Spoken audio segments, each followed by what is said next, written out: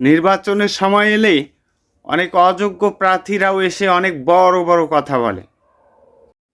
আমরা যদি বর্তমান প্রেক্ষাপটের দিকে তাকাই,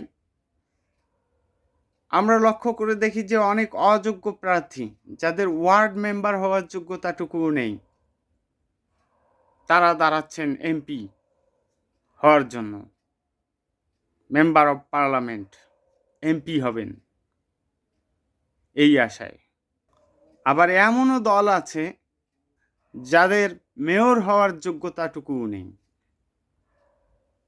তারা ৩০০ আসনে প্রার্থী দিচ্ছেন।